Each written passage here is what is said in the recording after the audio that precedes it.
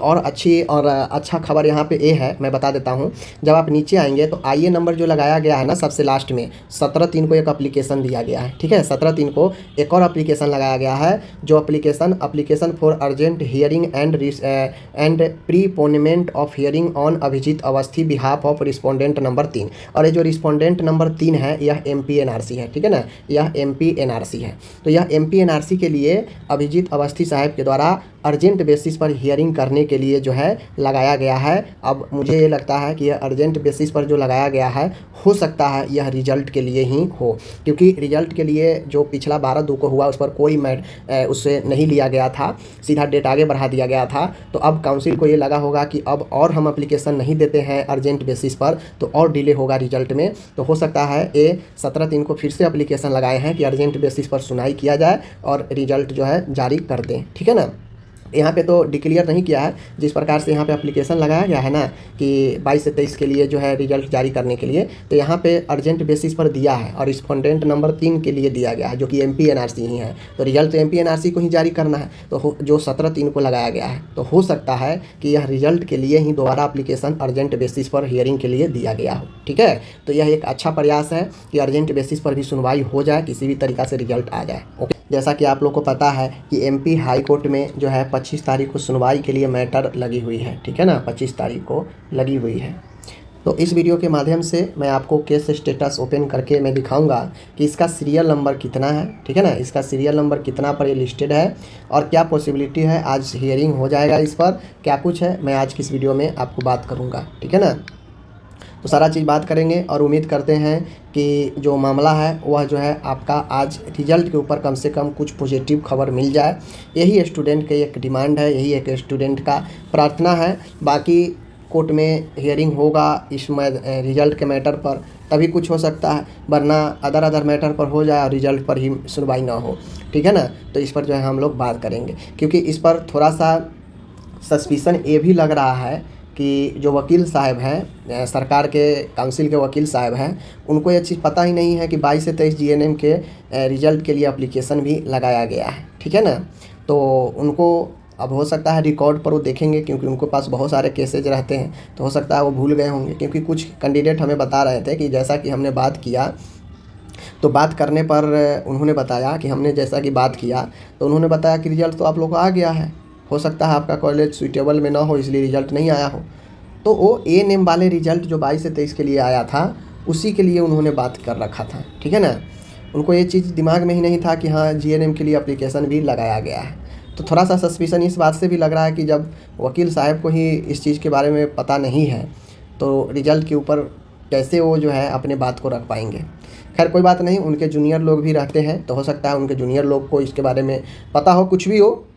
उम्मीद करते हैं कि 25 को रिजल्ट के ऊपर अपडेट आ जाए, सुनवाई हो और ऑर्डर आए। यही मैं देखिए, रिजल्ट के ऊपर अगर चर्चा हुई, सुनवाई हुई तो रिजल्ट पे ऑर्डर मिल जाएगा। बस उस टॉपिक, रिजल्ट के टॉपिक पर चर्चा अंदर होनी चाहिए, ओके। तो चलिए दिखाते हैं आपको कि ये जो पिटीशन है, ये जो केस है, यह कितने नंबर पर जो है लिस्टेड है, ठीक है ना। तो लिस्टेड के लिए जब हम आते हैं नीचे, तो यहाँ पे आप लोग देख सकते हैं, यहाँ पे डिटेल्स में जाते हैं तो आप डिटेल्स में आपको यहाँ पे पता चलेगा, आप लोग देख लीजिए। स्पष्ट रूप से लिखा हुआ है, लास्ट ऑर्डर 12/2 को था कि 25/3 को सुनवाई होगी और इसका सीरियल नंबर 27 है, ठीक है ना, इसका सीरियल नंबर 27 है। अब देखिए 27 पर है तो कोर्ट में, तो इसको 100% सुनवाई होगी। बस सुनवाई इसी चीज़ पर टल सकता है कि मान गए दोनों में से कोई भी पक्ष के वकील नहीं मौजूद हो, या फिर जो जज होते हैं वो भी कभी छुट्टी पर हो जाते हैं, तो वो अगर छुट्टी पर हो जाएंगे तो मुश्किल होगा। अगर ये सब चीज़ें अब्सेंट वाला मामला नहीं हुआ तो सुनवाई 100% इस पर होगी, ठीक है। और जब सुनवाई चूँकि 27 पर है तो 12 से 1 बजे तक इसकी सुनवाई हो जाएगी। 27 नंबर पर है तो 12 से 1 बजे तक इसकी सुनवाई हो जाएगी। 27 नंबर ज़्यादा इनफ नहीं होता है, सुनवाई आराम से हो जाएगा, ठीक है ना। बस यही हम उम्मीद करते हैं कि सुनवाई हो तो रिजल्ट पर सुनवाई हो, रिजल्ट पर कुछ पॉजिटिव चीज़ें आ जाए, ठीक है ना। तो ये सारा चीज़ें जो है यहाँ पे दिए गए हैं।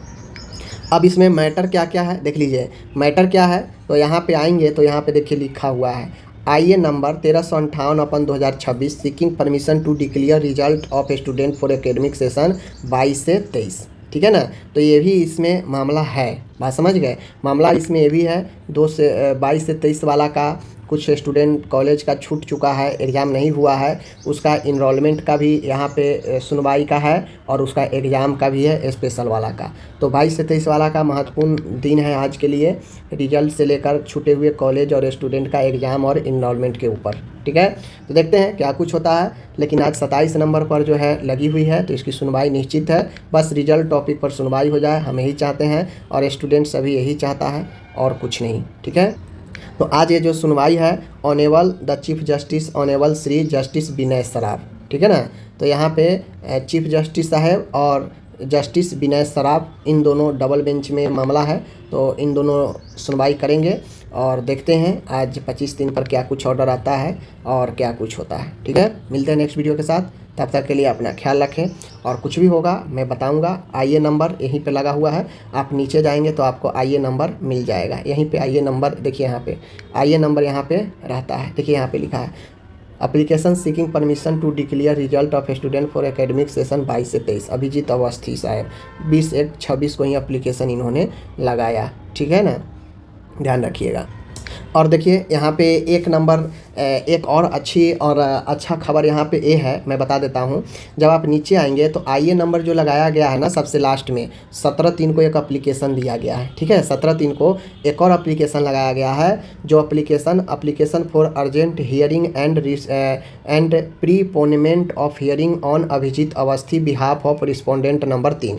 और ये जो रिस्पोंडेंट नंबर 3 है यह MPNRC है। ठीक है ना, यह MPNRC है। तो यह MPNRC के लिए अभिजीत अवस्थी साहब के द्वारा अर्जेंट बेसिस पर हियरिंग करने के लिए जो है लगाया गया है।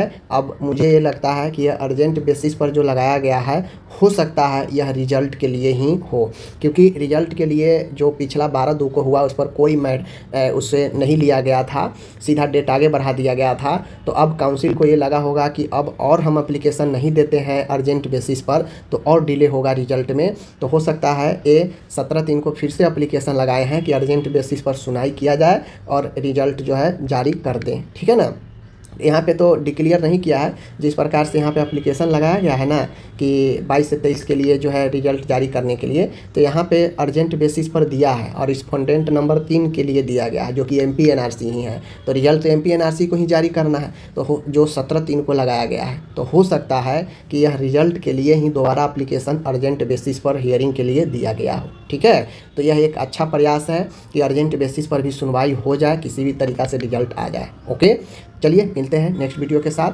तब तक के लिए धन्यवाद।